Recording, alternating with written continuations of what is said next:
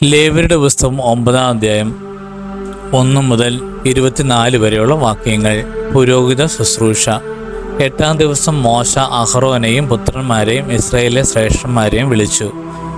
അവൻ അഹറോനോട് പറഞ്ഞു, പാപപരിഹാര ബലിക്കായി ഊനമറ്റ ഒരു കാളക്കുട്ടിയെയും ദഹനബലിക്കായി ഊനമറ്റ ഒരു മുട്ടാടിനെയും കർത്താവിൻ്റെ മുൻപിൽ സമർപ്പിക്കണം.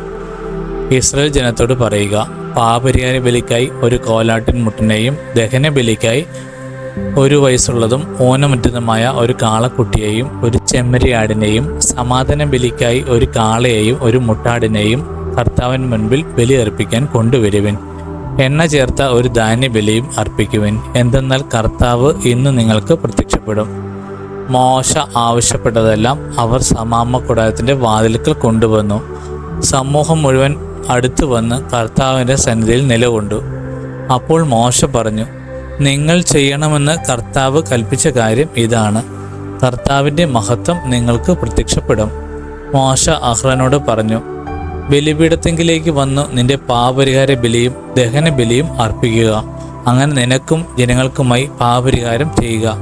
ജനങ്ങളുടെ കാഴ്ചകൾ സമർപ്പിച്ച് അവർക്ക് പാപപരിഹാരം ചെയ്യുക. ഇങ്ങനെയാണ് കർത്താവ് കൽപ്പിച്ചിരിക്കുന്നത്. അഹ്റോൻ ബലിപീഠത്തെ സമീപിച്ച് തൻ്റെ പാപപരിഹാര ബലിക്കുള്ള കാളക്കുട്ടിയെ കൊന്നു. അഹ്റോൻ്റെ പുത്രന്മാർ അതിൻ്റെ രക്തം അവൻ്റെ മുൻപിൽ കൊണ്ടുവന്നു. അവൻ വിരൽ രക്തത്തിൽ മുക്കി ബലിപീഠത്തിൻ്റെ കൊമ്പുകളിൽ പുരട്ടി. ശേഷിച്ച രക്തം ബലിപീഠത്തിന് ചുറ്റും ഒഴിച്ചു. കർത്താവ് മോശയോട് കൽപ്പിച്ചിരിക്കുന്നത് പോലെ ബലിമൃഗത്തിൻ്റെ മേധസ്സും വൃക്കകളും കരളിന് മുകളിലുള്ള നെയ്വലയും ബലിപീഠത്തിൽ വെച്ച് ദഹിപ്പിച്ചു. മാംസവും തോലും പാളയത്തിന് വെളിയിൽ വെച്ച് അഗ്നിയിൽ ദഹിപ്പിച്ചു. അഹ്റോൻ ദഹനബലിക്കുള്ള മൃഗത്തെയും കൊന്നു. അവൻ്റെ പുത്രന്മാർ അതിൻ്റെ രക്തം അവൻ്റെ അടുക്കൽ കൊണ്ടുവന്നു.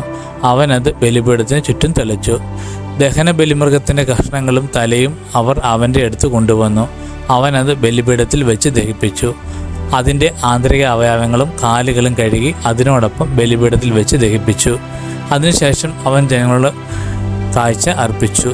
പാപപരിഹാര ബലിയായി അവർക്ക് വേണ്ടി ഒരു കോലാടിനെ കൊണ്ടുവന്ന് കൊന്നു.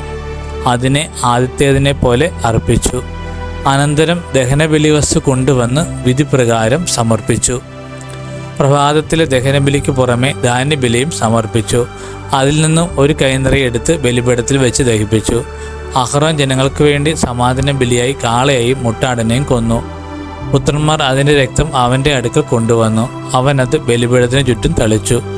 അവർ കാളയുടെയും മുട്ടാടിൻ്റെയും കൊഴുത്തുവാലും ആന്തരിക അവയവങ്ങളെ പൊതിഞ്ഞുള്ള മേധസ്സും വൃക്കകളും കരളിന്മേലുള്ള നെയ്വലയും എടുത്തു. അവർ മേധസ്സ് മൃഗങ്ങളുടെ നെഞ്ചിനു മീതെ വെച്ചു. അവൻ മേധസ്സ് ബലിപീഠത്തിൽ വെച്ച് ദഹിപ്പിച്ചു. മോശ കൽപ്പിച്ചിരിക്കുന്നത് പോലെ നെഞ്ചും വലത്തെ കുറുകും അഹ്റോൻ കർത്താവിൻ്റെ സന്നിധിയിൽ നീരാജനം ചെയ്തു. അതിനുശേഷം അഹ്റോൻ ജനത്തിന് നേരെ കൈകളുയർത്തി അവരെ അനുഗ്രഹിച്ചു. പാപപരിഹാര ബലിയും ദഹനബലിയും സമാധാന ബലിയും അർപ്പിച്ചതിനു ശേഷം അവൻ ഇറങ്ങി നിന്നു. മോശയും അഹ്റോനും സമാഗമനകൂടാരത്തിൽ പ്രവേശിച്ചു. പുറത്തിറങ്ങി വന്ന് അവർ ജനത്തെ ആശീർവദിച്ചു. അപ്പോൾ കർത്താവിൻ്റെ മഹത്വം ജനത്തിന് പ്രത്യക്ഷമായി. കർത്താവിൻ്റെ സന്നിധിയിൽ നിന്നും അഗ്നി പുറപ്പെട്ട് ബലിപീഠത്തിലിരുന്ന ദഹനബലിയും മേധസ്സും ദഹിപ്പിച്ചു.